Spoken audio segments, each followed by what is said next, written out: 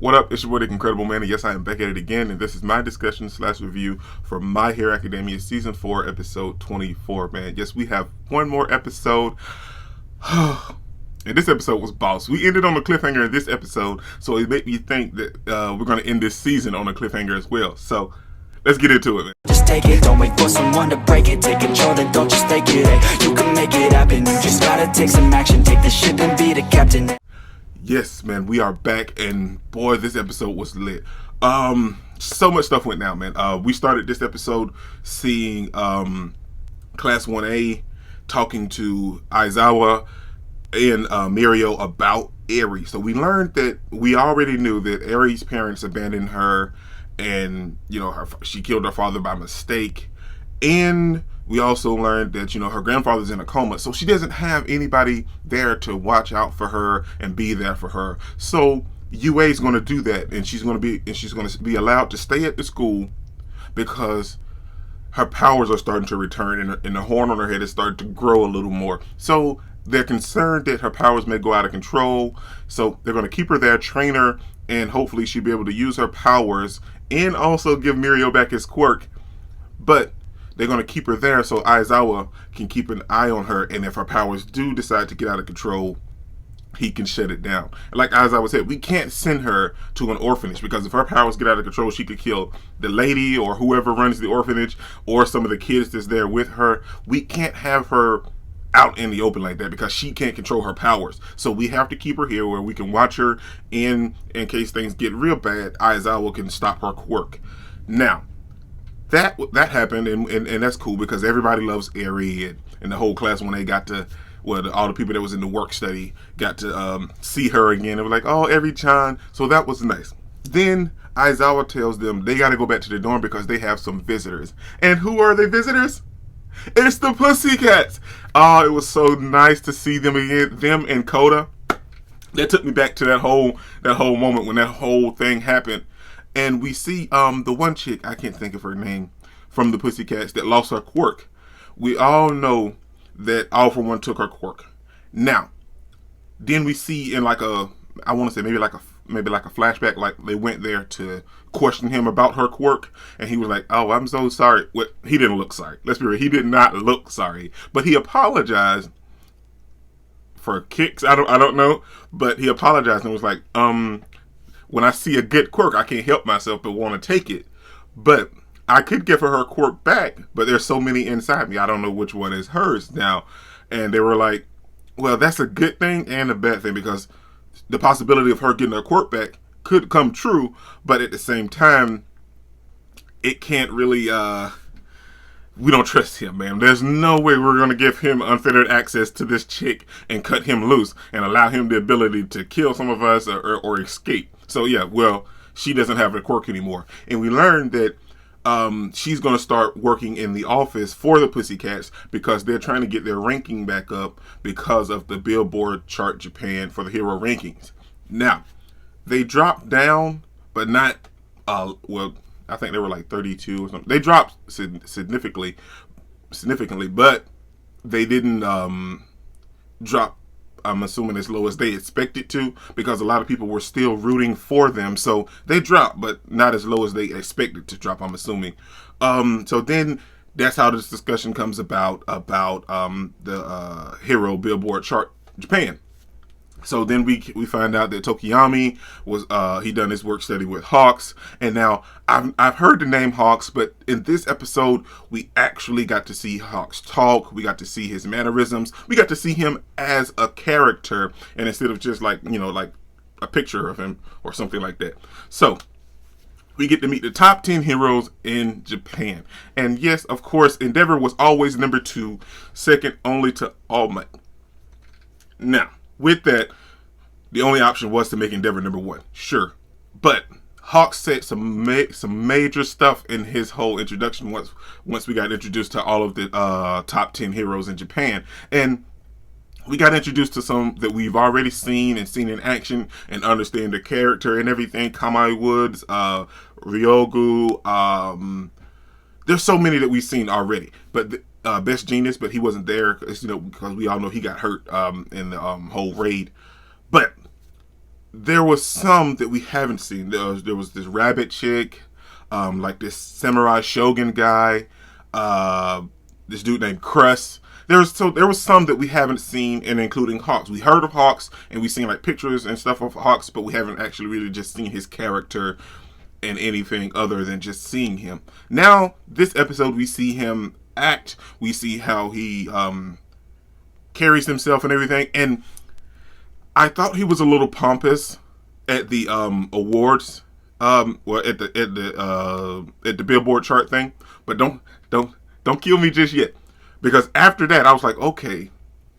But after he explained himself, I was like, this dude is a genius, man. Okay, I see you. This dude, he's thought everything through, and he done all that so he could support Endeavor from behind. Nobody would have thought of that. This dude is a genius. I thought he was a little arrogant at first, but them listing his stats and his qualifications and him being one of the youngest heroes to start an agency and one of the youngest heroes to make the top 10 rankings, he's valified. He's valid. He's certified. This man, he can stand his own ground, and if he wants to talk smack, he has the God-given right to do that because he earned it. So then we see him and Endeavor having a whole conversation, and that's what the rest of this episode was about, him and Endeavor. We see them having their conversation behind the back room, but before that, we see him, remember when I said he was on stage, and he was just saying all this stuff, and then it became Endeavor's turn to speak. Endeavor was like, well, I can't really say anything to compete with what he said. And he was like, just watch me. And I love the fact that this changed Endeavor is what we're getting. I'm glad we're not getting the old self-centered Endeavor. And don't get me wrong, that's who he was. But I like the fact that he's changing. And also, we know that being the number one hero changes you. So it's nice to see a different version of Endeavor. So their whole conversation, they started to carry it out into the world where they were having dinner and everything, because Hawks told Endeavor that some stuff is going on behind the scenes. There's been a lot of reported rumors of Nomus. And then we go and we see Dabi in something called the High End, and that's a Nomu. And then we could definitely tell, like, once we see it at the end of the video, and at the end of this episode, in the body of it, that's a Nomu, but he called it a High End. So if my takeaway is, I'm assuming that it's a stronger version than any of the Nomus that we've already encountered and seen. And if that's the case, what are they going to do? But anyway, then we get to learn something about... There's a lot of stuff in this episode. That's why I said I guarantee you this season is going to end on a cliffhanger. Like a major cliffhanger. Because Endeavor and Hawks are going out to lunch and they're discussing things. And we're walking around Hawks' hometown. So Hawks is just walking down the street, casually saving people and helping people like it's nothing. And they're walking around town. And, Hawks is still saving people.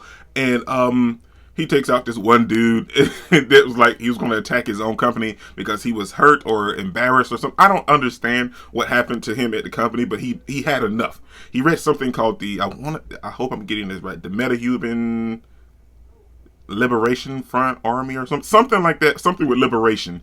And he read that book, and I'm assuming it's the book on teaching him how to just go out and get what he wanted or be a villain. Something, anyway, Hawk started talking about that book as well.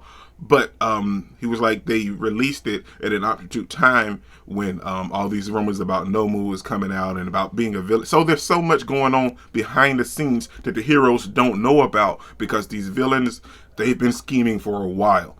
But so he takes out this dude like it was nothing, and his quirk was called Shang. So like if he got it to attack, like the more embarrassed he got, the stronger he had got before he attacked. But Hawks took him out like it was nothing before he could even attack the building.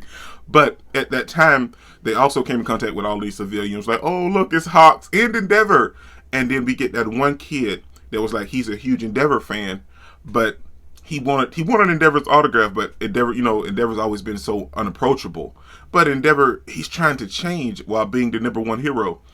And the kid was like, he didn't like that Endeavor. He didn't like the changed Endeavor where he was nice and he was trying to give him an autograph. He wanted the cold and shun people away Endeavor. But when you become the number one hero, that changes things. And I think growth is a part of life. So having Endeavor become a different person throughout his trials as becoming number one hero that he wanted for so long, I think that's great character building and great character writing. So huge shout out to Horikoshi for that, man. So then at dinner, they're discussing more about the Nomus and the rumors, and Endeavor decides he's had enough. He doesn't want to hear anymore. You can definitely tell that he kind of believes Hawks a little bit, but he doesn't want to hear anymore. So he stands up to leave. The lady brings over their drinks, I'm assuming, and Hawks tells her to get back. And boom comes a Nomu, which is the same one that Dabi was looking at, which, like I said, as a high end, so it's definitely got to be stronger than the original Nomus, because we haven't seen any Nomus at all since they raided their factory. Like Hawk said in this episode, they've been quiet. But all of a sudden now, this high end Nomu looks completely different from the others. He can talk and everything. So he's got to be stronger. So Endeavor starts to fight it, and he tells Hawks to evacuate the building. We see Endeavor new equipment kicking in. He's flying, got some flames like some jet propelled under his boots. So Endeavor's gonna go ham, and I guarantee you this season is gonna end on a high note, man. But that's everything, man. This is your boy The Incredible. Don't forget to smash that like button so you can't smash any more. Comment down below, and I'll be sure to respond to each and every one of them, and subscribe. But only if you really want to, man. Remember that anime matters, anime is greatness, and anime is life. Peace out, man. Are we gonna play now? Ready for the show? I'm about to take down, you already know. Get the fuck out of my face now, yeah, you got it.